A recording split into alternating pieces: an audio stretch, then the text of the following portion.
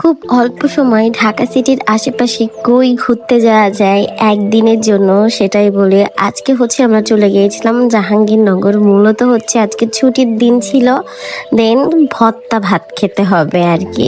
তো যাই হোক, যেই ভাবা সেই কাজ, চলে গিয়েছিলাম।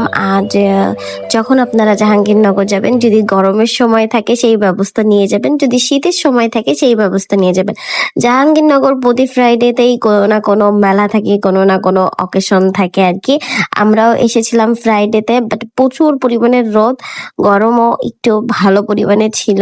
যাই হোক, তো এইখানে আমি কয়েকজনকে দেখলাম, আমার কাছে খুবই ভালো লাগছে, একই ধরনের শাড়ি পরে আসছে। আর এখানে আমরা আইসক্রিম খাচ্ছিলাম। আর মোস্ট পপুলার একটা জিনিস আপনাদেরকে দেখায়, আপনারা যখন এই দিকে আসবেন তখন আপনারা এই ভেলপুরিটা মাস্ট মাস্ট ট্রাই করবেন। মানে মশলা দিয়ে তৈরি করা, যা মজাদার। এই মুহূর্তে ভাইয়া আর কি বাইক নিয়ে চলে আসছে, আমরা আগে আগেই চলে আসছিলাম। এই যে সেই বেলপুরি, মানে এত বেশি মজাদার, মানে এক প্লেট নিয়ে আরো আর এক প্লেট খাইছি আর কি, একদমই দুপুরের সময়। দেন ভর্তা ভাত খেয়ে আবার চলে আসলাম। তো এখানে এসে দেখলাম যে আহ কি ফুল, ওটা আমার মনে নাই। তো যাই হোক, যখন আপনারা ফ্যামিলি নিয়ে যাবেন এইভাবে চাদর নিয়ে যাবেন। চাদর নিয়ে দুপুরে ভরা পেটে খেয়ে দেন এখানে আমরা চাদর বিছাই আর কি, সবাই মিলে আড্ডা দিচ্ছিলাম। আর আমাদের বাবু তো খেলাধুলা করতেছে, ও খুবই খুবই এনজয় করছে। কুকুরের বাচ্চাকে দেখতেছিল, কুকুরের বাচ্চা ওর সাথে ভালো পরিমাণে এনজয় করছে।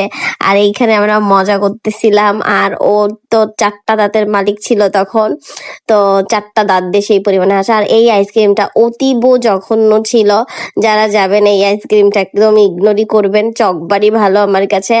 আর এই যে পাপড় দেখলে আমি সব সময় খেতে চাই। আজকের দিনটা খুব ভালো কাটালাম। কে কে আবার নেক্সট যাচ্ছেন কমেন্ট করে জানাবেন। আসলে জাহাঙ্গীরনগর গেলে ভালোই লাগে।